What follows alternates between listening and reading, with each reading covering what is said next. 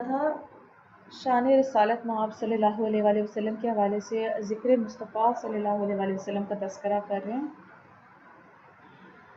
تو آیت جو ہم نے پڑھی تھی ورفعنا لک ذکرک کی، کہ فرمایا کہ ہم نے آپ کے لیے آپ کا ذکر بلند کر دیا. اب قاضی ایاز یہاں پہ اس کی تفسیر میں بیان فرما رہے تھے کہ اس آیت کی 3 مطلب انہوں نے بیان فرمائے. پہلا مطلب جو فرمایا اور جو احادیث سے بھی انہوں نے اس کو ایکسپلین کیا اس چیز کو، کہ اللہ فرماتا ہے اس کا مطلب کیا ہے. ورفعنا لک ذکرک کا مطلب یہ ہے کہ اللہ تعالیٰ نے آپ کے ذکر کو اپنے ذکر کے ساتھ اس طرح واجب کر دیا ہے کہ اب میرا بندہ جہاں کہیں میرا ذکر کرے گا اس کا ذکر تب تک قبول نہ ہوگا جب تک میرے حبیب کا ذکر وہ ساتھ نہ کر لے. تو یہ ہم نے پڑھا، اس کے بارے میں کل پڑھا تھا کہ جہاں جہاں اللہ تعالیٰ نے اپنا ذکر رکھا وہاں اپنے حبیب کا ذکر ساتھ رکھ دیا. نماز میں دیکھ لیں، قرآن ہم پڑھ رہے تھے، قرآن پاک میں دیکھ لیں حضور کا ذکر ساتھ ساتھ آتا رہا. نماز میں دیکھ لیں، اذان میں دیکھ لیں، ہر چیز میں جو ہے وہ کلمہ بیسیکلی اس میں بھی دیکھ لیں جو ہماری بیسک ہے، اس میں بھی حضور اکرم صلی اللہ علیہ وسلم کا ذکر ساتھ ساتھ شامل ہے. اب جو یہ کہہ دیتے کہ جی آپ اللہ کے ساتھ حضور کو ملا رہے ہیں، تو ذکر کی بات کریں. اللہ نے اپنے ذکر کے ساتھ اپنے حبیب کے ذکر کو جوڑ دیا، تو یہ شرک کیسے ہو گیا؟ حضور کے ذکر کو اللہ کے ذکر کے ساتھ جوڑنا یہ ہم تو نہیں کہہ رہے، بلکہ اللہ نے خود کہا ہے. ورفعنا لک ذکر خود اللہ نے فرمایا ہے. اللہ نے خود اپنے مصطفیٰ کو اپنے ساتھ، اپنے مصطفیٰ کے ذکر کو اپنے ذکر کے ساتھ جوڑ دیا، فرما دیا کہ جب تک میرا اور میرے حبیب کا ذکر جوڑے گا نہیں، جب یہ ساتھ نہیں ہوگا تو پھر تمہارا ایمان بھی مکمل نہیں ہوگا. دوسرا معنی جو قاضی ایاز نے یہاں پہ بیان کیا ہے ذکر مصطفیٰ کے حوالے سے، کہ ذکر مصطفیٰ ہی ذکر خدا ہے. حضرت امام جعفر صادق اس آیت میں بیان فرما رہے ہیں کہ ذکر مصطفیٰ ہی ذکر خدا ہے. جس کا یہ عقیدہ ہے اسی کا ایمان کامل ہوگا. اللہ فرماتا ہے اے حبیب میں نے آپ کا ذکر اپنا ذکر بنا دیا. تو جس نے اے حبیب آپ کا ذکر کیا، اس نے میرا ذکر کر دیا، خود بخود میرا ذکر جو ہے وہ ساتھ ہو گیا. یہ جو ہے وہ امام جعفر صادق اس آیت کی تفسیر میں مطلب حضور کے ذکر کے حوالے سے یہ بات فرما رہے ہیں. گویا ذکر ایک بنا دیا اللہ تعالیٰ نے. تو ہم حضور کی نعت پڑھیں گے تو اللہ تعالیٰ کی بارگاہ میں وہ قبول ہو رہی ہوگی، اور اللہ تعالیٰ کو اس کو مطلب قبول اس طرح سے کرے گا کیونکہ وہ ذکر مصطفیٰ کے ساتھ ساتھ ذکر خدا بھی ساتھ ساتھ ہو رہا. جب حضور کا ذکر کر رہے ہیں تو ساتھ ساتھ اللہ خوش ہو رہا ہے کہ یہ میرے بندے ہیں کہ جو میرے محبوب کا ذکر ساتھ ساتھ کرتے جا رہے ہیں. اس کی مثال انہوں نے دی ہے کہ ایک معمار ہے، اس نے ایک عمدہ سی بہت بہترین عمارت جو ہے وہ تعمیر کی ہے. اب کوئی شخص معمار کی ہی تعریف کرے، عمارت کی تعریف نہ کرے، تو وہ تعریف معمار کی تعریف شمار ہوگی، عمارت کی تعریف جو ہے وہ تعریف شمار نہ ہوگی. اب اس کے برعکس کسی شخص نے عمارتوں کی تعریف کی ہے، اور اتنی تعریف کی ہے کہ لوگ پوچھنے پر مجبور ہو گئے ہیں کہ عمارت آخر بنائی کس نے ہے. گویا عمارت کی تعریف میں اس بنانے والے کی تعریف خود بخود شامل ہو گئی ہے. تو جب بنانے والے کو بھی یہی پسند آتا ہے کہ جو اس کی بنی ہوئی چیز ہے اس کی تعریف کی جائے تو اس کو خوشی ہو رہی ہوتی ہے. اس کی تعریف ہو نہ ہو لیکن اس کی بنی ہوئی چیز کی تعریف ہوتی ہے تو اس کو خوشی ہوتی ہے. تو حضور صلی اللہ علیہ وسلم اللہ تعالیٰ کی ہے، تو اللہ تعالیٰ کی مخلوق میں سے ہے نا، مطلب انسانوں میں سے حضور کو پیدا فرمایا. ہم حضور کو خدا تو نہیں مان رہے ہیں نا. تو بنانے والا جب رب ہے مصطفیٰ صلی اللہ علیہ وآلہ وسلم، اور جو بنانے والا ہے وہ اس تعریف سے خوش ہو رہا ہے کہ جب ہم مصطفیٰ صلی اللہ علیہ وآلہ وسلم کی تعریف بیان کر رہے ہیں. پھر اسی طرح کے محبوب کے بارے میں فرما دیا کہ محبوب آپ کی اطاعت کو اپنی اطاعت بنا دیے. اب جو آپ کی اطاعت کرے گا تو وہ گویا میری اطاعت ہو جائے گی. آپ کے نام کو اپنے نام کے ساتھ جوڑ دیا، آپ کے ہاتھ پر بیعت کو اپنی بیعت بنا دیا، آپ کی محبت کو اپنی محبت بنا دیا، آپ کی مدح اور حمد و ثنا کو اپنی مدح و ثنا بیان کر دیا، آپ کے ادب و حرمت کو اپنا ادب اور حرمت بنا دیا، اور آپ کی نافرمانی کو اپنی نافرمانی کہہ دیا، آپ کے قرب کو اپنا قرب. یہ ساری قرآن پاک کی آیات میں یہ سب چیزیں موجود ہیں. بس فرق اتنا رہا کہ آپ حبیب ہیں اور میں خدا ہوں، اور اس فرق کو رکھا کہ عبد اور معبود میں یہ فرق باقی رہا. باقی اس کے علاوہ اللہ تعالیٰ نے سب فرق مٹا دیا، ہر عمل کو، محبوب کے ہر عمل کو اپنا عمل بنا دیا، اپنا عمل قرار دے دیا، ہر حکم کو اپنا حکم بنا دیا۔ فرق صرف رکھا عبد اور محبوب کا کہ اللہ رب ہے اور محبوب جو ہے وہ عبد ہے، بس یہ فرق رکھا، باقی اس کے علاوہ تمام فرق اللہ نے خود مٹا دیے۔ پھر قاضی ایاز یہاں پہ اگلی آیت جو نقل فرماتے ہیں درود السلام کے حوالے سے کہ بے شک اللہ اور اس کے فرشتے نبی مکرم صلی اللہ علیہ وآلہ وسلم پر درود بھیجتے ہیں۔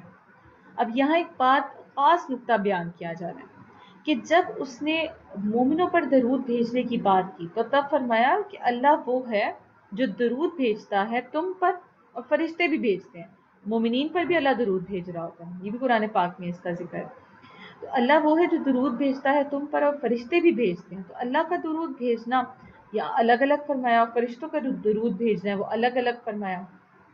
جب نبی پر درود بھیجنے کی بات آئی تو فرما دیا اللہ اور اس کے فرشتے درود بھیج رہے ہیں، جمع کا صیغہ یہاں پہ استعمال کر دیا، وہاں پہ الگ الگ کر کے ڈیفائن کر دیا، الگ الگ کر کے بتا دیا۔ جب محبوب کی بات آئی تو فرما دیا اللہ اور اس کے فرشتے جو ہے وہ نبی مکرم پر درود بھیج رہے ہیں۔ اللہ نے اپنے درود بھیجنے کا ذکر کیا، پھر فرشتوں کو ساتھ ملا دیا، اور پھر اگلا حکم دے دیا کہ مومنوں کو، کہ مومنین کو فرما دیا کہ درود السلام بھیجا کرو حضور کی بارگاہ میں، یعنی درود پڑھنے والا اپنے اس عمل کے ذریعے اللہ کے فعل یعنی درود بھیجنا، اس جو عمل ہے اس میں ساتھ شامل ہو جاتا ہے۔ جب اللہ درود بھیج رہا تھا، فرشتے درود بھیجنا شروع ہوئے تو وہ اللہ تعالیٰ کی عمل میں اللہ کے ساتھ شامل ہو گیا۔ مومنین کو کہا جا رہا ہے کہ اللہ کے عمل میں شامل ہونا چاہتے ہیں تو تم بھی ساتھ ساتھ درود بھیجا کرو، تم بھی اس عمل میں ساتھ ساتھ شامل ہو جاؤ گے۔ پھر آگے عظمت مصطفیٰ کے حوالے سے جو قرآن پاک کی آیت قاضی ایاز نے نقل کیا کہ فرما دو اگر تم چاہتے ہو کہ اللہ سے محبت کرو تو اعلان کر دیں کہ اللہ کی محبت لینے کے لیے، اللہ سے محبت کرنے کے لیے کوئی راستہ نہیں سوائے مصطفیٰ صلی اللہ علیہ وسلم کی غلامی کے۔ حضور کی اطاعت کے علاوہ کوئی اور راستہ نہیں، حضور کی اتباع کے علاوہ کوئی اور راستہ نہیں ہے اللہ کی محبت حاصل کرنے کا۔ حضور کی پیروی، حضور کی اتباع ہی اللہ تعالیٰ سے محبت کا واحد ذریعہ، واحد راستہ۔ پھر تم اللہ کے محب بھی بن جاؤ گے، اللہ خود فرمانا، پھر تم اللہ کے محب بھی بن جاؤ گے اور اللہ کے محبوب بھی بن جاؤ گے۔ پھر ایک اور آیت جو قاضی ایاز نے یہاں پہ بیان فرمائی ہے، جو کل ہم نے پڑھی سورہ فاتحہ، اہدنا الصراط المستقیم، اہدنا الصراط المستقیم صراط الذین انعمت علیہم، اللہ تعالیٰ ہمیں سیدھی راہ دکھا۔ قاضی ایاز نے صراط المستقیم کے معنی حضرت عبداللہ ابن عباس کے ذریعے روایت کیا ہے۔ فرمایا کہ صراط مستقیم سے مراد حضور اکرم صلی اللہ علیہ وآلہ وسلم کی ذات ہے۔ معنی یہ ہوا، ایک تو ظاہری معنی، مطلب صراط مستقیم سے مراد حضور کی ذات ہے۔ اب اس کا ظاہری معنی، ظاہری مطلب دیکھیں تو اس سے کیا ہم دعا کر رہے ہوتے ہیں کہ اللہ میں سیدھے راستے پر چلا، یعنی حضور کی ذات کا جو راستہ ہم مانگ رہے ہیں، صراط مستقیم مانگ رہے ہیں، تو اس کا ظاہری معنی ہے کہ حضور کا دیدار ہمیں نصیب ہو، خواب میں ہمیں نصیب ہو، قبر میں نصیب ہو، حشر میں نصیب ہو، ظاہری معنی یہ ہے اس کا۔ اور پھر باطنی معنی جو اس کا ہے وہ یہ ہے کہ اے اللہ ہمیں حضور اکرم صلی اللہ علیہ وآلہ وسلم کی ذات کی معرفت نصیب فرما، مقام مصطفیٰ صلی اللہ علیہ وآلہ وسلم کی معرفت عطا فرما، قدر و منزلت مصطفیٰ کی معرفت عطا فرما، یعنی حضور کا مقام کی معرفت پتہ ہوگی، حضور کے مقام کے بارے میں پتہ ہوگا کہ اللہ تعالیٰ نے حضور کو کیا کیا مقام عطا فرمایا ہے، حضور کی عزت، حضور کی تعظیم و توقیر حضور کے مقام کے مطابق تبھی ہم کر سکیں گے جب ہمیں حضور کے مقام کی معرفت حاصل ہو۔ تو ہم یہی مانگ رہے ہوتے ہیں کہ اہدنا الصراط المستقیم، کہ اللہ ہمیں حضور کی ذات کی معرفت نصیب فرما۔ یہ حضرت عبداللہ ابن عباس نے فرمایا ہے، یہ ان کا ارشاد فرمایا جا رہا ہے، یہ قاضی ایاز نے بھی اپنی طرف سے بات نہیں کی، صحابی رسول اس کو ڈیفائن کر رہے ہیں، اس کو ایکسپلین کر رہے ہیں کہ اس کا مطلب کیا ہے۔ اور پھر جو کہتے ہیں کہ صراط الذین انعمت علیہم، کہ جیسے کہ انعام یافتہ لوگوں کو معرفت نصیب ہوئی حضور اکرم صلی اللہ علیہ وسلم کی، ہمیں بھی انعام یافتہ لوگوں کی صف میں شامل فرما دو، آمین۔ یہ دعا کر رہے ہوتے ہیں کہ ان کو اصل میں آپ کی معرفت نصیب ہوئی ہے جو انبیاء ہیں، صدیقین ہیں، شہداء ہیں، صالحین ہیں، جن کے بارے میں ہم نے کل پڑھا تھا انعام یافتہ لوگ کون ہیں، تو ان کو اصل میں حضور کی معرفت نصیب ہوئی. تو ہم یہ کہہ رہے تھے کہ اللہ ہمیں بھی ان لوگوں کی صف میں شامل کر دے کہ جنہیں آپ کی معرفت نصیب ہوئی ہے. پھر آگے قاضی ایاز نے ایک اور آیت نقل فرمائی ہے حضور کی شان کے حوالے سے. آیت کا مفہوم ہے کہ پھر اگر تم اللہ کی نعمتوں کا شمار کرنا چاہو تو بھی تم نہیں کر سکو گے. اب سوال یہ ہے کہ اللہ کی نعمتیں کیا ہیں کہ جن کا شمار ہم نہیں کر سکتے. فرمایا قاضی ایاز نے کہ وہ نعمت مصطفیٰ صلی اللہ علیہ وآلہ وسلم کی ذات کی شکل میں کہ جس کا شمار تم نہیں کر سکتے. حضور اکرم صلی اللہ علیہ وآلہ وسلم کی ذات ہی نعمت اللہ ہے، اللہ کی سب سے بڑی نعمت. قرآن مجید میں فرمایا کہ خبردار اللہ کے ذکر سے ہی دلوں کو اطمینان ملتا ہے. قرآن کی آیت ہے. قاضی ایاز نے حضرت مجاہد جو کہ تابعی ہیں ان سے روایت کیا ہے، پوچھا گیا کہ بے شک اللہ کے ذکر سے دلوں کو اطمینان ملتا ہے تو ذکر اللہ اصل میں ہے کیا؟ فرمایا اللہ کا ذکر خود مصطفیٰ صلی اللہ علیہ وآلہ وسلم کی ہی ذات. کیسے کہ اللہ فرما رہا ہے مصطفیٰ کریم کے ذریعے دلوں کا اطمینان حاصل کرو. حضور کی ذات کو اپنے دلوں کا چین اور مما بنا. دلوں کا اطمینان ذات مصطفیٰ صلی اللہ علیہ وسلم سے، ذکر مصطفیٰ صلی اللہ علیہ وسلم سے اور تعلق مصطفیٰ صلی اللہ علیہ وسلم سے ہی حاصل ہو. جس شخص کا تعلق حضور کی ذات سے مضبوط ہوتا ہے کیا اس کو اتنا ہی اطمینان قلب نصیب ہوتا جائے گا، اس کا دل اتنا ہی سکون میں آتا جائے گا، اور جو جتنا حضور سے دور ہوتا جائے گا اتنا ہی وہ بے سکونی کا شکار ہوگا. اس کے حوالے سے ایک حدیث ہے، حضرت امام قسطلانی نے اپنی کتاب میں حدیث نقل فرمائی ہے کہ کچھ لوگ قرآن کے عالم اور حافظ ہوں گے اور وہ اپنے دیگر بے عمل اور دنیا پرستی کی وجہ سے اور کچھ ایسی باتیں ہوں گی، کچھ گناہ ہوں گے کہ عمل میں جو ہے وہ قرآن کی ناقدری کی وجہ سے وہ اپنے کسی بھی اعمال کی خرابی کی وجہ سے ان کے متعلق اللہ تعالیٰ فیصلہ فرما دے گا. اللہ تعالیٰ کہہ دے گا، کیا کہے گا کہ ان کو جہنم میں پھینک کر عذاب دینا ہے. اور اب دیکھیں ہے وہ کون ہے؟ جو عالم ہوں گے، حافظ ہوں گے، قرآن کو جاننے والے ہوں گے، پڑھنے والے ہوں گے، لیکن کچھ ایسے اعمال ہوں گے کہ جس کی وجہ سے اللہ تعالیٰ ان کو جہنم میں پھینکنے کا حکم دے دے گا. اب جب یہ فیصلہ ہو جائے گا تو اللہ تعالیٰ ان کے دلوں اور دماغوں سے حضور اکرم صلی اللہ علیہ وآلہ وسلم کا ذکر بھلا دے گا، نکال دے گا ان کا ذکر. مطلب جس کے دل اور دماغ میں حضور کا ذکر ہے وہ جہنم میں نہیں جا سکتا. اس بات کی ضرورت کیوں پیش آئی؟ حدیث ابھی ہے کہ کیا فرمایا کہ اس بات کی ضرورت کیوں پیش آئی کہ جب ذکر مصطفیٰ کو بھی دلوں سے نکال دیا جائے گا، جہنم میں تو پھینک دیا نا اللہ نے، تو پھر یہ ذکر مصطفیٰ کیوں دلوں سے نکالا جا رہا ہے؟ اس کی وجہ یہ ایک ہی ہے کہ جس کے دل میں ذکر مصطفیٰ رہے گا وہ جہنم میں نہیں جا سکے گا. حضور کی یاد ہے تو دوزخ میں نہیں جا سکے گا. اور دوسری تعبیر اس حدیث کی کہ اپنی بدعمالیوں کی وجہ سے دوزخ میں بھیجنے کا جب فیصلہ کیا گیا تاکہ سبب یہ بنے کہ یہ وہ لوگ ہیں جو جہنم میں اس لیے گئے کہ ذکر مصطفیٰ ان کے دلوں سے بھلا دیا گیا. جب تک دوزخ میں رہیں گے انہیں حضور کا نام ہی یاد نہیں رہے گا.